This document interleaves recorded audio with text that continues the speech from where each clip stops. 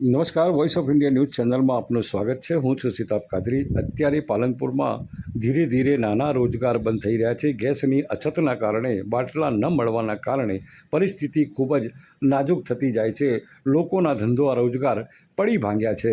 અત્યારે જે પરિસ્થિતિ ઉત્પન્ન થઈ છે, સરકારશ્રીને વહીવટીતંત્ર આ બાબતે ગંભીરતા દાખવીને વહેલી તકે બોટલો ચાલુ કરાવે એટલે સરકારી ધારાધોરણ મુજબ પડતી બોટલો શું કહે છે વેપારી સાંભળો।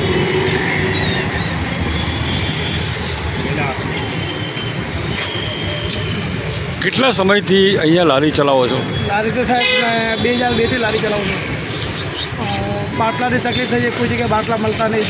આ તમને આઈડિયા ક્યાંથી આવ્યો અચાનક? આઈડિયા અમારા ગાઈડા પહેલાં એના ઉપર ચાલતું હતું, બધા કોલસા ઉપર રોટલા બનાવતા હતા, જૂનો સિસ્ટમ છે સાહેબ। હવે કોકડી કોક કરી ધંધો તો કરવું જ પડશે સાહેબ। નાના નાના છોકરા એ વેચો જઈએ, બાટલા મળતા રહી, ધંધા વગર રોજગારી રોટી કેવાય મજૂરી જઈએ બતા, બીજું કોઈ ધંધો તો મજૂરી બી કરીએ। અમારે તો એના ઉપર બધું કરીએ, એના ઉપર ચાલીએ સાહેબ। અમારે મજૂરી કરીએ ને રોજે ખાઈએ બસ।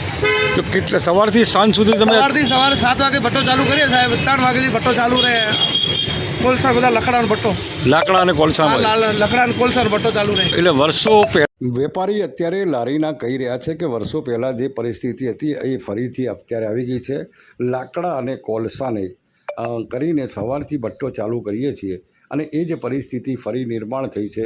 અત્યારે ગેસના બાટલાની અછત હોવાના કારણે આ પરિસ્થિતિ નિર્માણ થઈ છે, પણ અમે પણ આ ક્યાં સુધી અમે ચાલુ રાખીશું। અત્યારે તો રોજીરોટી અને પરિવારનું પૂરું કરવા માટે અત્યારે અમે આ કોલસા અને લાકડાનો ભઠ્ઠો ચાલુ કર્યો છે। ધીરે ધીરે ઘણી લારીઓ બંધ થવા પામી છે, ઘણા નાસ્તા બંધ થયા છે, લોકો બેરોજગાર બન્યા છે। પરિસ્થિતિ ખૂબ જ નાજુક થતી જાય છે ને સરકારથી વિનંતી છે કે વહેલી તકે અમને જે કાયદેસરના જે બાટલા છે એ બાટલા અમને મળે અને એ બાટલાથી અમે અમારો ધંધો રોજગાર ચાલુ રાખીએ, પરિવારનું રોજગાર પૂરું પાડીએ। બાકી પરિસ્થિતિ આવનાર દિવસોમાં ખરાબ થશે। Voice of India.